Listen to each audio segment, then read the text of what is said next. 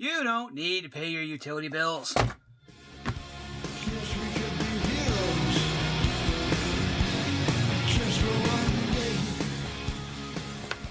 Alright, so Commander Legends weekend was this weekend. I played in a pre-release. But I'd rather have this over here. I came in 7th out of 8. We only got to play 2 rounds. We went by the whoever's rules it was, we went by 40 life. So we finished 2 rounds out of 3. So we didn't finish because I went 1 and 1. That somehow meant I was 7th place. Don't quite get that. Polls were there's your top score. Second best thing I got a skull rack. My buddy got a vampiric tutor, though. Lucky bastard. Undergrowth Stadium, and then just some random stuff. My original plan was to go with this dude who lets you put lands into play as you cascade, and then proceeded to only draft 3 things with cascade. Got absolutely raffle stomped first round. Ditched the color, went red, blue pirates. It worked a lot better. If only I had thought about that during the initial drafting phase, I would have had some much nicer cards. But let's not live in the past, shall we? So this is another one of these products where Wizards is like, hey, do you have money and make bad decisions? Why, yes. Yes, I do. Well, here's a bad decision. So how many packs are even in this thing anyway?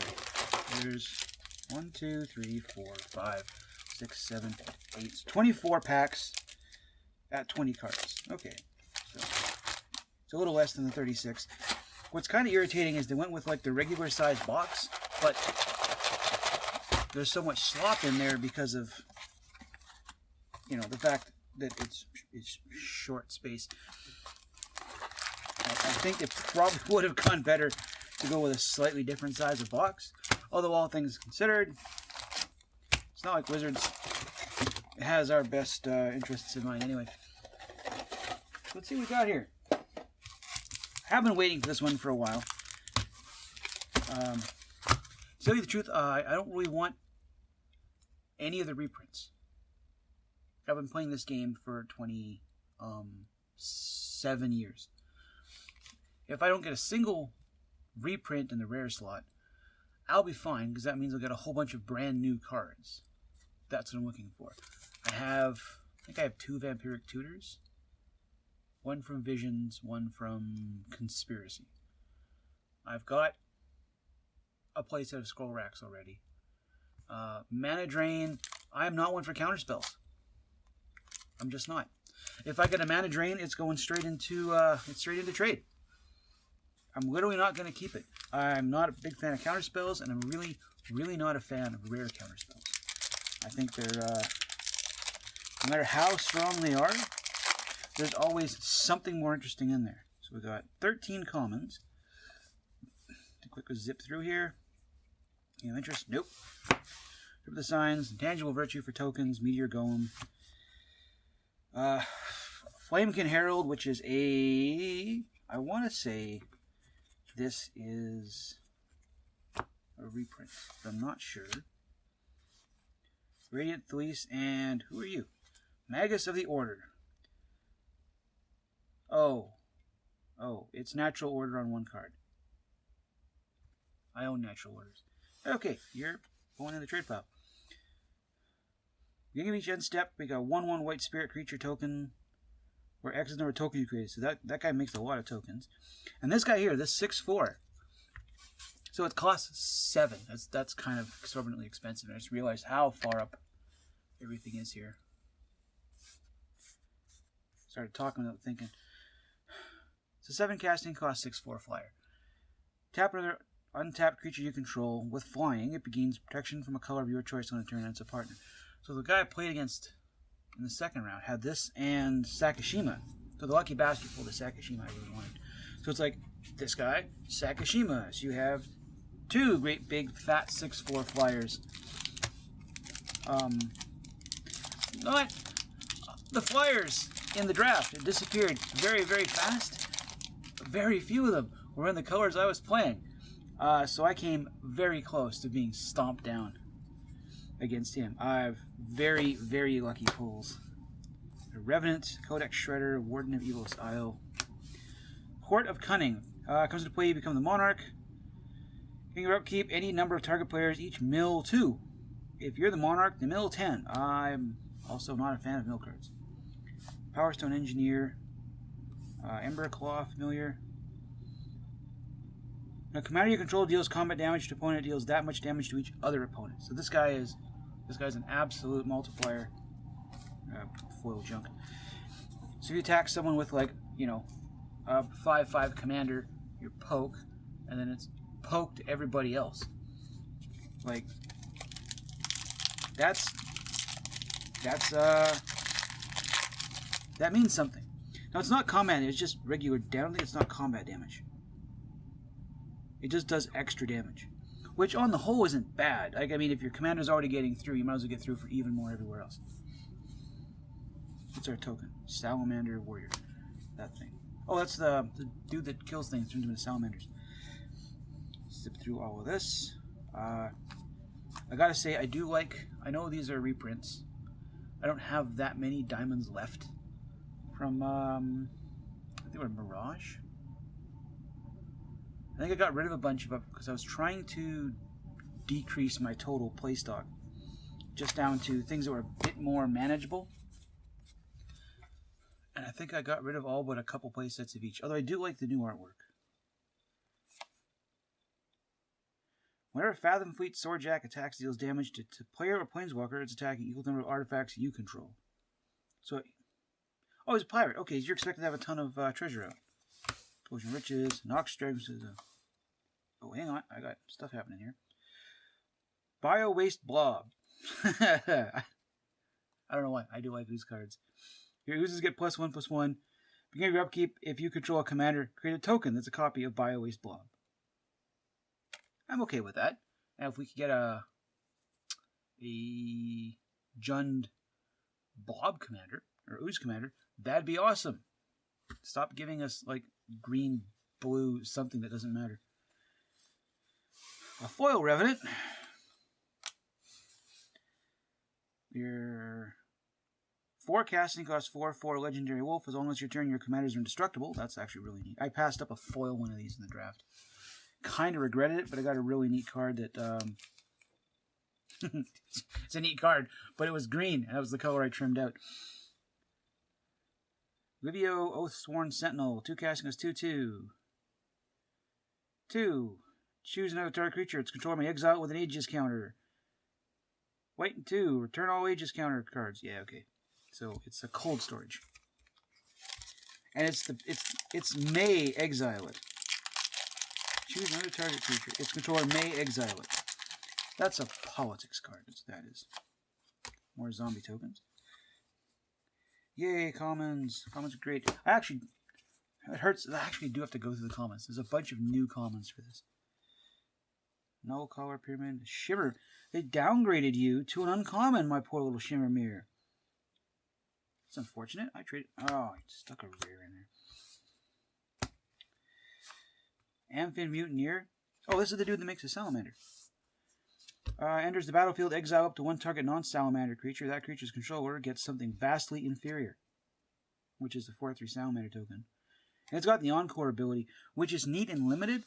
So if this guy's in your graveyard, you can pay 6 as a sorcery, remove this from the game, and put a copy into play for each opponent you have. And each of those copies attacks an opponent, and then you sacrifice them at the end step. So, if you're playing like a limited pod, right? You play this guy, exile the biggest thing out there that's a threat, chump block so he dies, exile him away, and then attack with a bunch more 3/3s. 3/3 is not it's not bad. They do come into play. You sacrifice them, so they're not You sacrifice them so they trigger graveyard abilities, which I'm okay with. Another chaos. You know, you failed me so bad last time. Oh, this thing. So the guy I lost to had this. He didn't really get it out that much.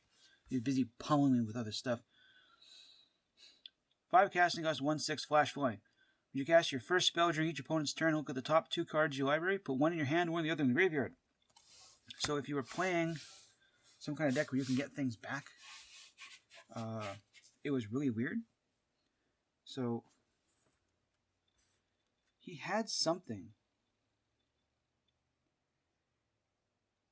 I can't remember what cards he had. I was busy being beaten down.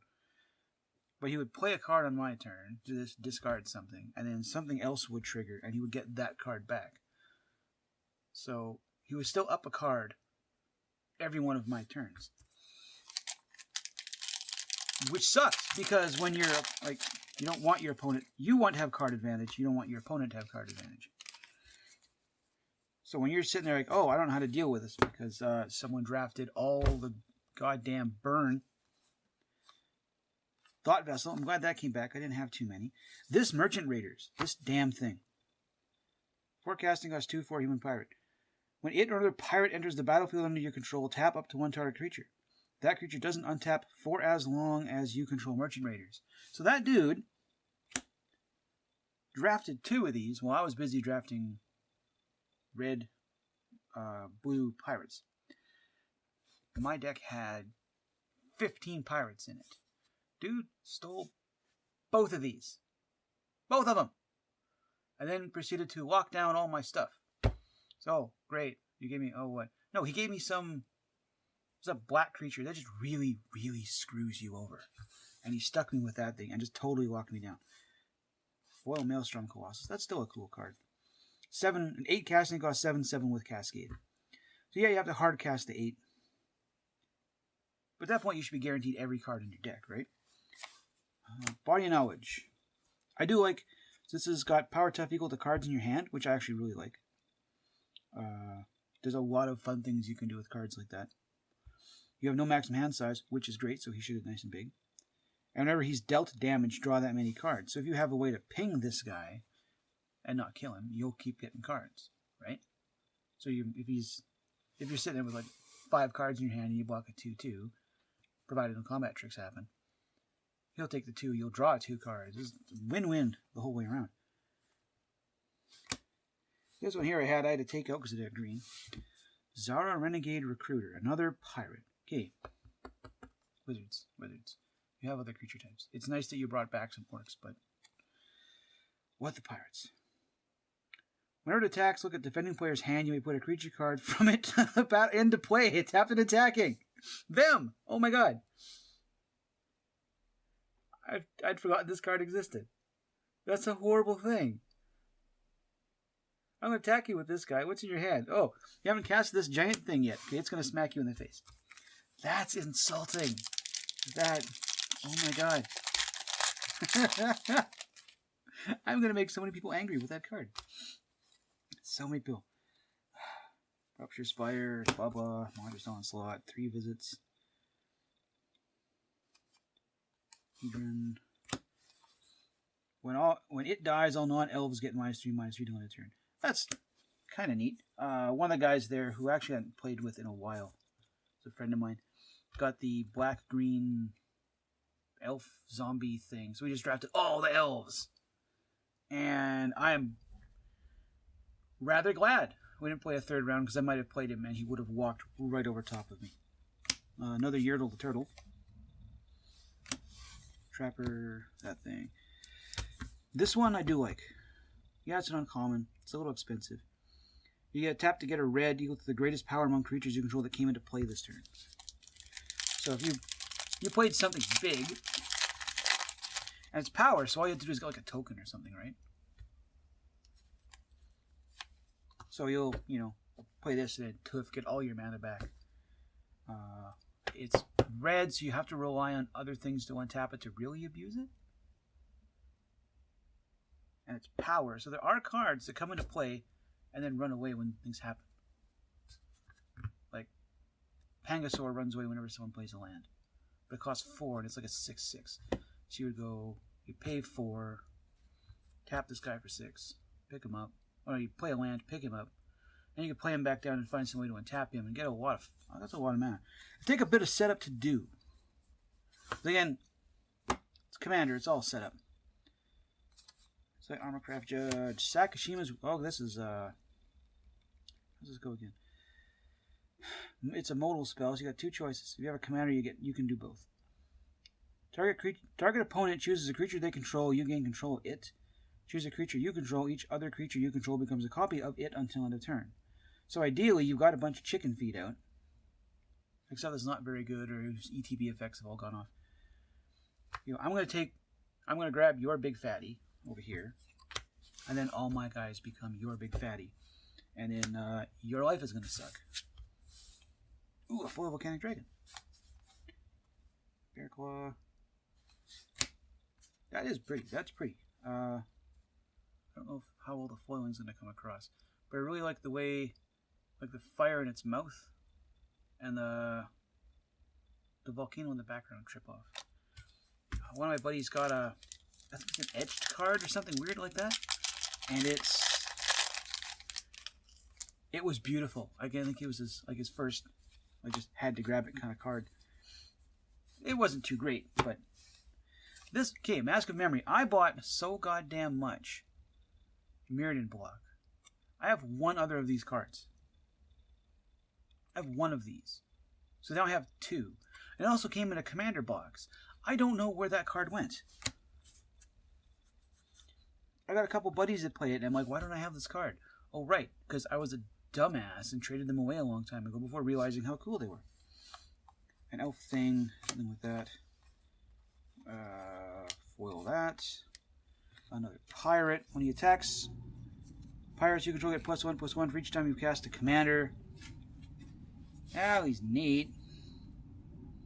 The problem is I don't like having to constantly. Yes, okay, your guy gets better the more you cast your commander. Why has your commander died in the first place? Power tough equal to your life total. That's in commander that means something. And he's got the encore ability, so when he dies, you can go, hey, what's your life? I'm at 50, attack each of you with a 50-50. You have to have some way to get him through. Mind you, that's not hard. You give it intimidate, something like that. Fuss. Why? Look what they've done to my boy. So those of you who haven't played this game ever, one of the first tribal decks you could build that wasn't cards based around the base set, so it wasn't merfolk, goblins, soldiers, zombies. White had absolutely nothing. Well, it had soldiers, but not a whole lot. So one of the first fun black ones you can make that wasn't one of those was vampires, because in Homelands you had Baron Singer, who pumped all your vampires and did other stuff with vampires. So now he comes back and he does nothing. He doesn't interact with other vampires. He's like, oh, I'm so good. You don't mean anything anymore. No, he should have pumped vampires. 6 casting costs 4/4 flyer. Okay, when another creature dies, he gets bigger. That's great. You know what doesn't get bigger? Other vampires. You know what he doesn't do? Pump the rest of your board. Like, I saw that and immediately was like, why? What have you done to my beautiful creature? He's also got partner. So the guy who went from being the head honcho in Homelands is now like a co-star to like some random guy. I am Baron Singer, and this is Bob from Billing. He's just here to hang out and give me another color. Kind of lame. this. I wish I'd got one of these. I have the dude. I drafted the guy that makes rocks. That little bastard. When I run into him, I'll show you. He's. I had a lot of fun with him. Nope, that's the wrong pile. Mace, Slaughter the Strong. I thought this was a rare. This was a rare in its original. That's got downshifted. That got downshifted. Interesting. Interesting. Court of Ambition. Comes to play, you become the Monarch. Beginning of your upkeep, each opponent loses 6 life unless they discard a card. If you're the Monarch, they lose 6 unless they discard 2. So you're playing black discard, and your friends already don't like you. Let's just make it worse, shall we? What's our foil? Natural Reclamation. Oh, the 5 casting cost naturalized with Cascade. Some weird Djinn Monk. Leasa Shroud of Dusk. 5/5 flying lifelink. For 5. That's without any of this, it's actually really cool. Rather than pay 2 for each previous time you cast this command spell, pay 2 life that many times. You are in the 2 life gain colors. You will never cost more than 5. You will get painful, but you will never cost more than 5. The part where the player plays a spell they lose 2, that's an issue, but if you're in black-white, that can be alleviated.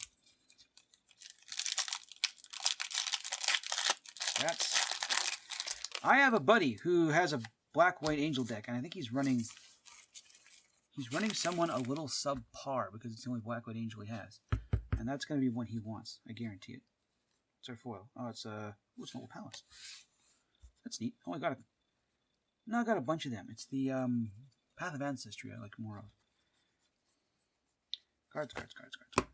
Vow of Flight, first response.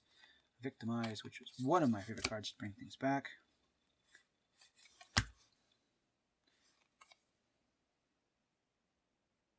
I swear.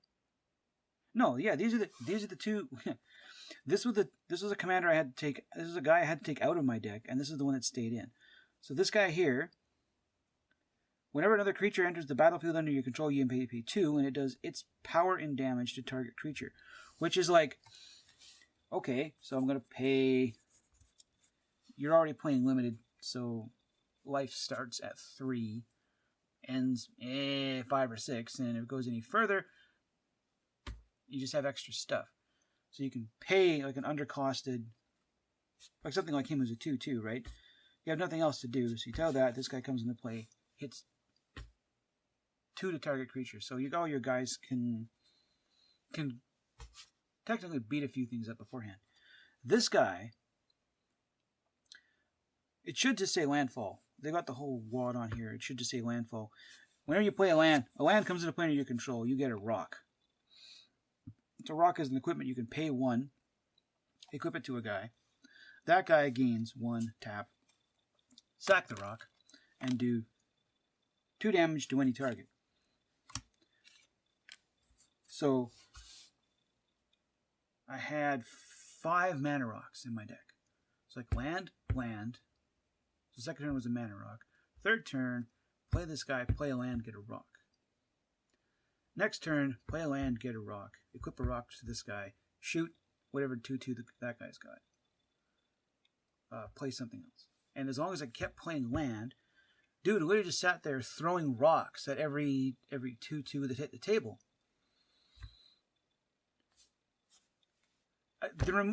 He did so much. Okay, he's a junky little uncommon. He did so much for a junky little uncommon. The main reason he got to do that was because I also had drafted the Ghost of Ramirez de Pietro, which immediately got locked down by something else.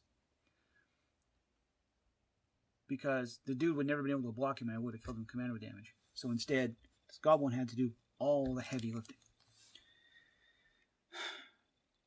At the beginning of each opponent's end step, if they control more creatures than you, get a 1/1 white soldier. So if you're already in trouble, get chicken feed.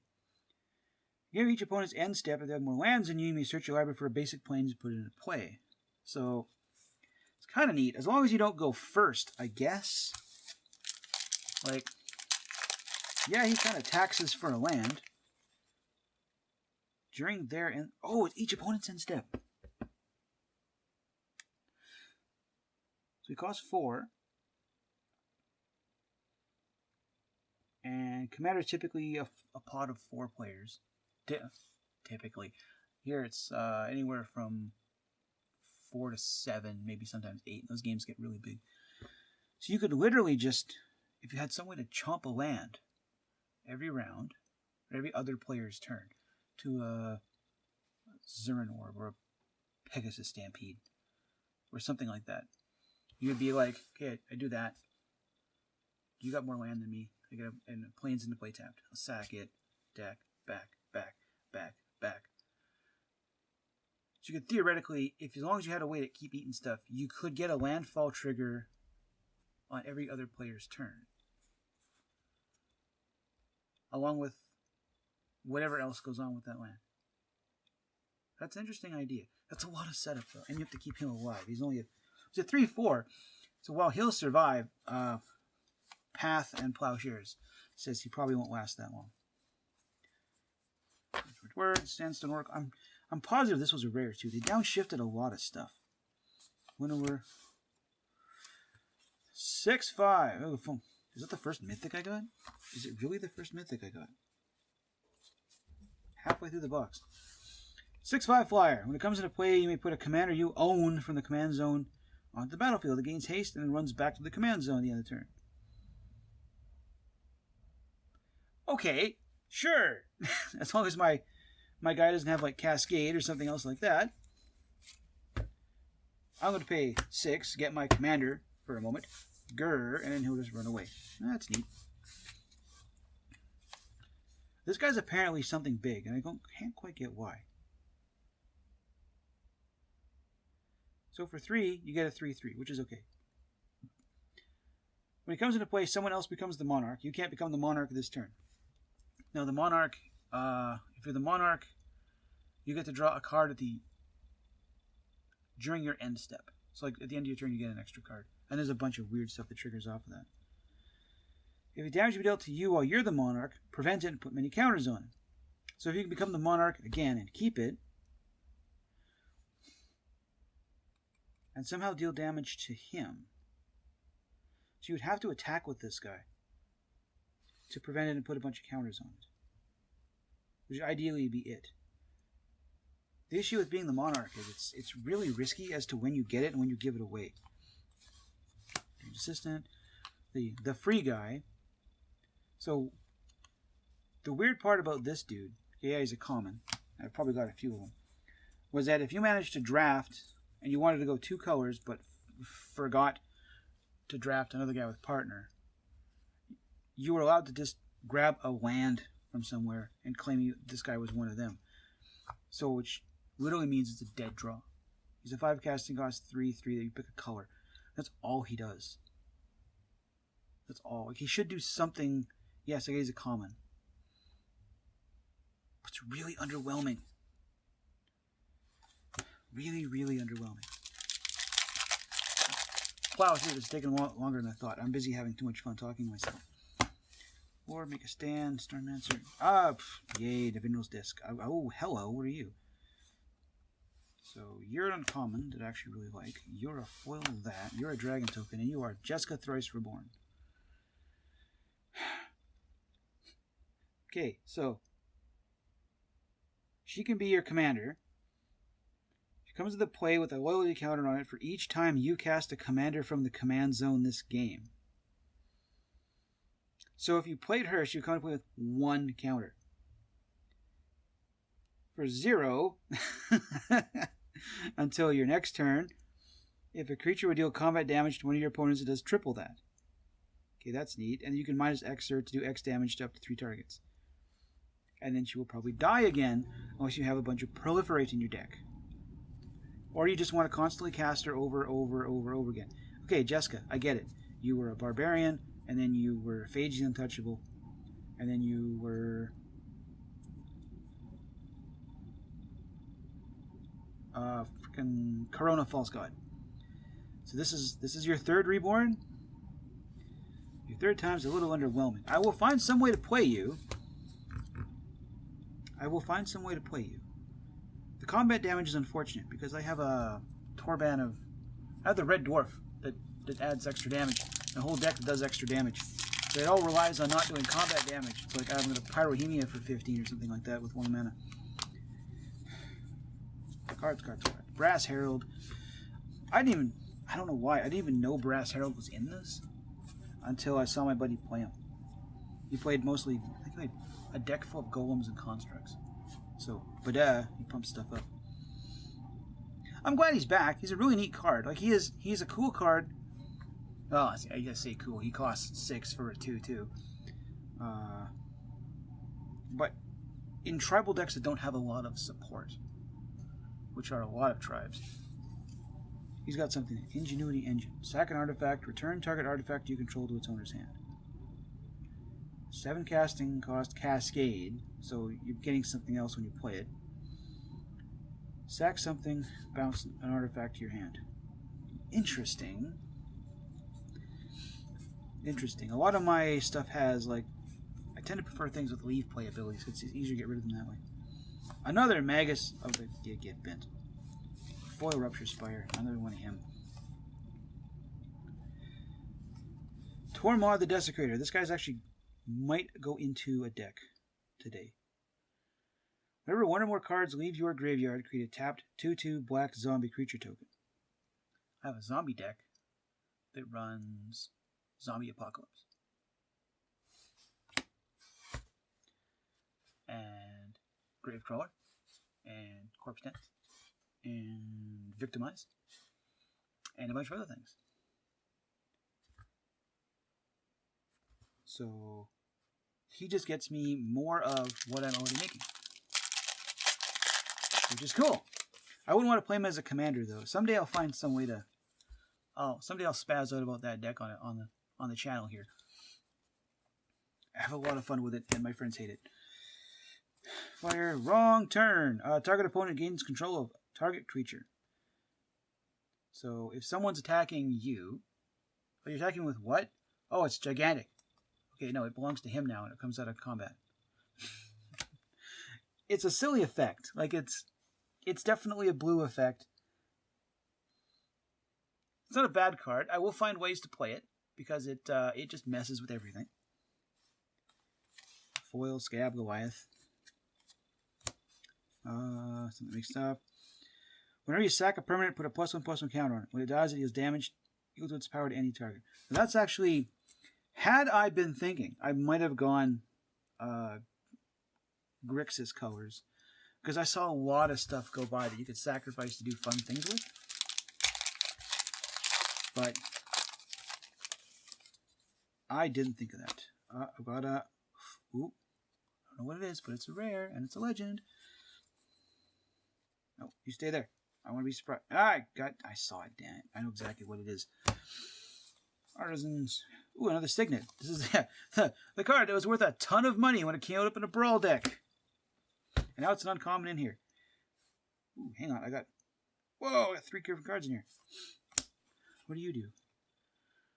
Whenever one or more parts deal damage to your opponents, exile the top card of their libraries, you may play them this turn. And spend mana zone any color. No one's going to like you, but you will be my friend. Commander plate +3/+3 and has pro each color that's not in its identity. So if I play a colorless commander, it's pro all colors.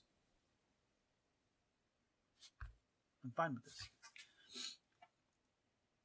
1 to play, 3 equipped commander, 5 equipped regular.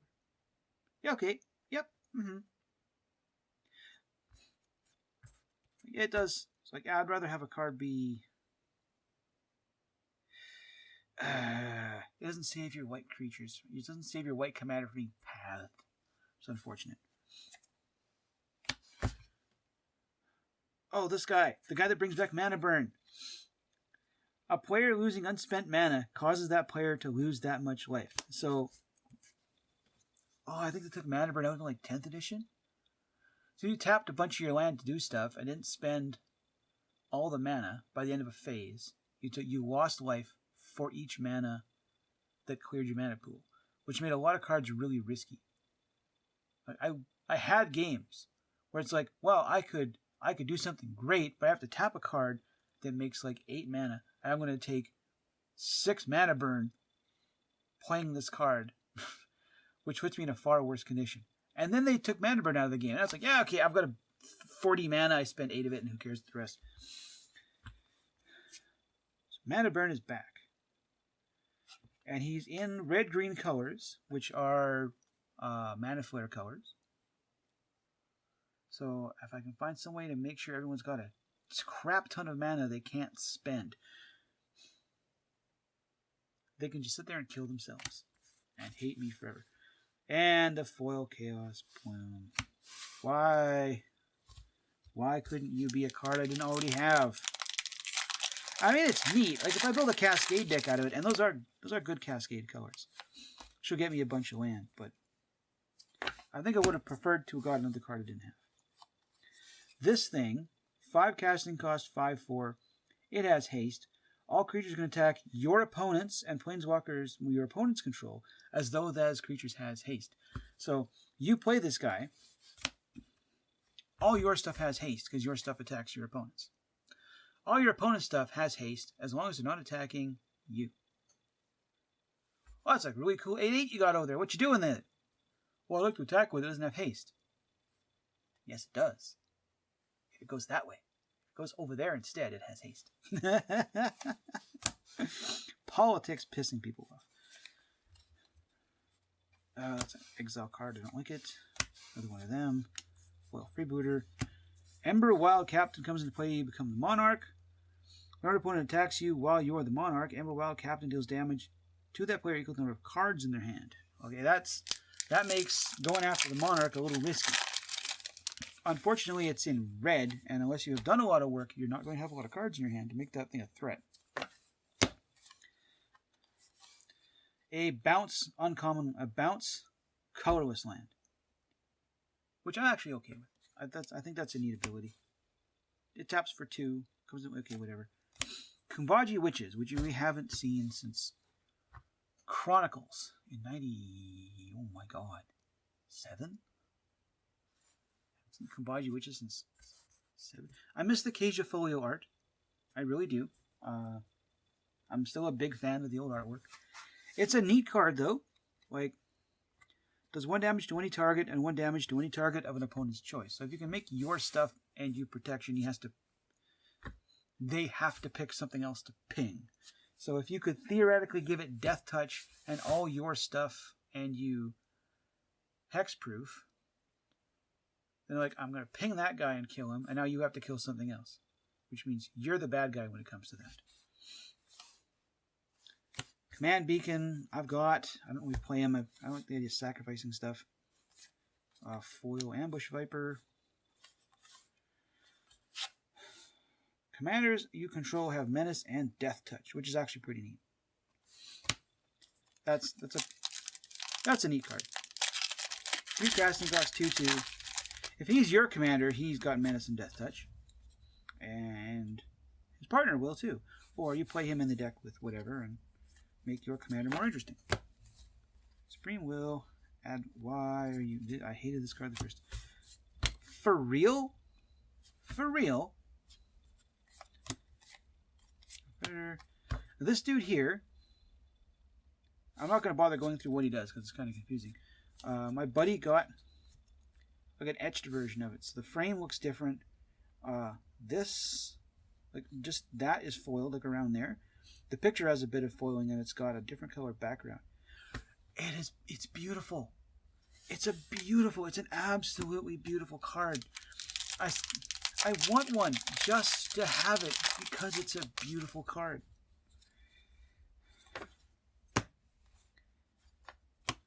War Room. Tap for colorless. 3 tap, pay life equal to the number of colors in your commander's identity. Color to draw a card. So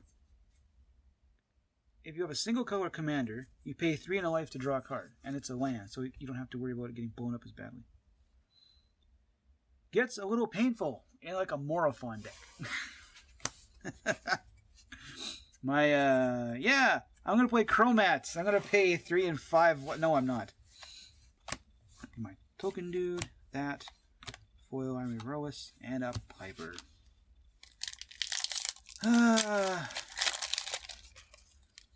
Piper, why are you even in here? Dang it, I keep doing that. Kamal's Will. Choose one. If you control commander, do both. To end of turn, any number of target lands you control become 1/1 elemental creatures with vigilance, indestructible, and haste. It still lands. Choose target creature you don't control. Each creature you control deals damage equal to its power to that creature. Oh, I get it. So if you have your commander out, you play this, all your guys become indestructible lands. and then all your lands get to do damage to a creature. It's different. It's different. Foil Burning Anger. Taps, deal damage to blah blah. Beginning of your combat on your turn, you would pay XX. When you do, distribute X +1/+1 counters among any number of target elves. So if you pay 10, you get to put 5 +1/+1 counters on any number of elves. That's because a lot of mana. A lot of mana. This dude costs less if you sacrifice stuff when you play him. So initial cast cost. Sacrifice any number of artifacts and or creatures. It costs 2 less for each permanent sacrifice this way, and 2 less for each other artifact or creature you sacrificed this turn. Yeah, okay, so if you sack something before you played him, he would still get the bonus. So, theoretically, if you sack 3 things, he costs 1 for a 7/5 trample. Now, he's not a 7/5 trample haste. Haste is kind of important. You'll have to keep something around to make sure he doesn't just immediately get shot back into your command zone. Although, as long as you keep sacking stuff to him, he will stay easy to cast. And joke arguments, you were a rare. I'm positive you were a rare. So many things. All creatures get -4/-4 to win a turn. You become the monarch. This is, in limited, this is essentially a board wipe. My buddy playing the black-green elf deck was like, ha! And I'm the monarch, and the other dude's board all just wilted. It's like, alright, kill all your stuff, and I'm replacing this card at the end of the turn. I'll buy that for $1. Rings of Brighthearth. I think I had to sell a couple of those a little while ago because it was a little low on funds. Nostril, Voice of the Crags. Choose 1. X is the number of spells you cast this turn. Scry X, does X damage something, gain X life. That's kind of weird. Unfortunately, you have a forecasting cost 3/3 commander. You're probably only going to get to do 1 or 2 with, unless you've put a lot of work into playing a lot of spells. Murder. This was the one, this was the guy's commander. The dude that played that. So he's got Vigilance and Menace, which is kind of an issue. He has Power and Toughness equal to the number of elves you control plus the number of elves in your graveyard. So as your casualties pile up, the dude just gets better and better during the late game. And he only costs 3, so you can afford to lose him a couple times, and he's still not difficult to cast.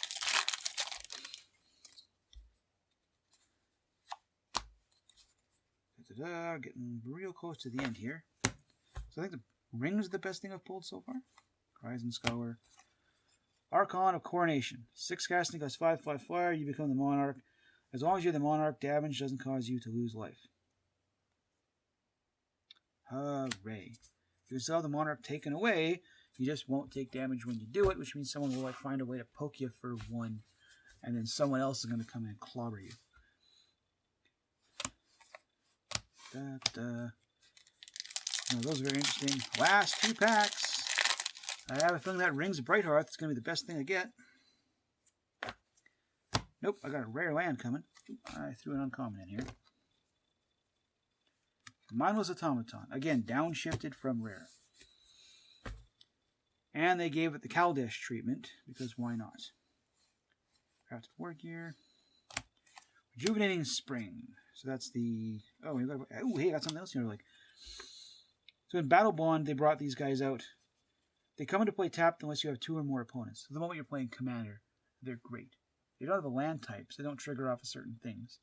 But it's a 2-color land that comes into play untapped the moment you're playing a casual game. Angel of the Dawn. Zombie Elf. Beginning of each player's post-combat main phase, they add 2 colorless for each of your opponents who lost life this turn.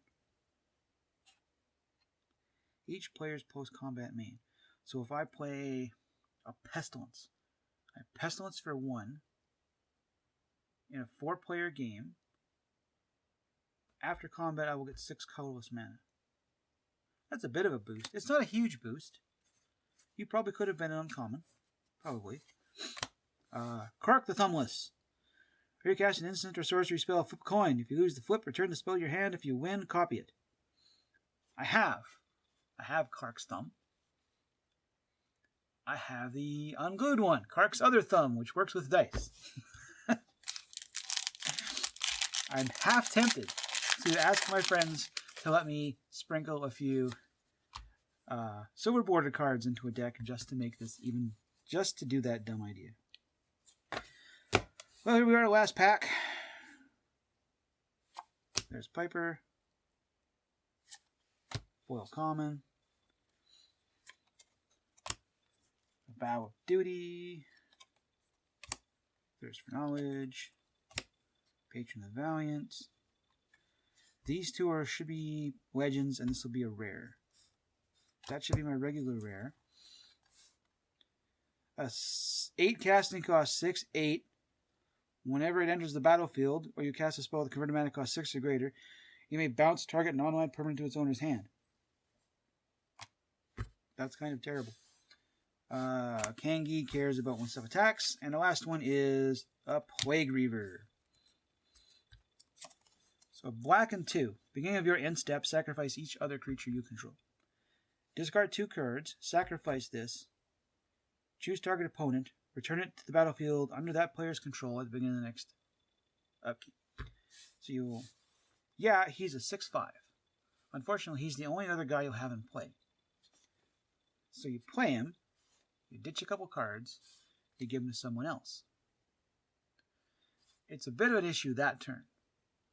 At the end of their turn, they'll sacrifice every other creature they have, and all you have to worry about is this, until they ditch some cards to give it away again. Now, the guy that stomped me, you remember that pirate way back here? The dude was locking me down with. Where are you?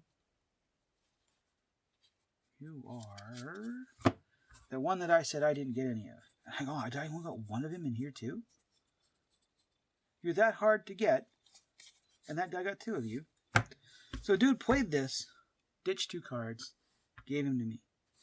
Plays a Merchant Raiders. Plays a Pirate. Locks that down. I have to discard 2 cards to get rid of him. I already don't have a lot of card draw in the deck, which means I have to sit there, get abused for a couple turns, discard a couple of cards, give him away, get beat up again. Hopefully he doesn't give them back to me and then tap it back down. This shut me down. I'm sitting there with cards in my hand I'd love to be able to use, but they're all creatures. Yeah, I could play them all, and then I would lose every one of them. It's not fun. It's not fun whatsoever. So let's just take a quick zip back here. So we've got a foil Magus of the Order, which I don't care about. Got 1 Rings of Bright Hearts. Probably the best thing in here is that Rings of Bright Hearts. Commander's Plate, Jessica. Got that. Words. Stuff. And didn't I get another foil thing? Where did you go?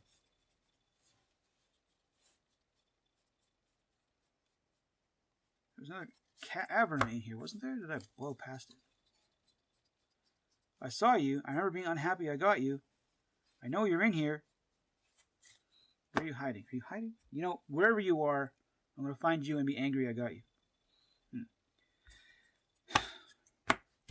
Well, I got a bunch of stuff I wanted.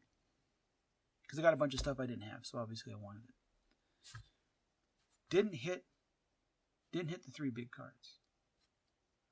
It's a little unfortunate. The set will be out for a while. I still want to buy at least 1 more box. I'm hoping to get to draft it again. Drafting was a lot of fun. I've sorted all this junk away, and I do have other things to do today. So hopefully,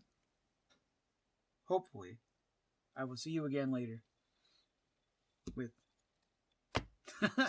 a bit more magic-related stuff, but I will see you in the future.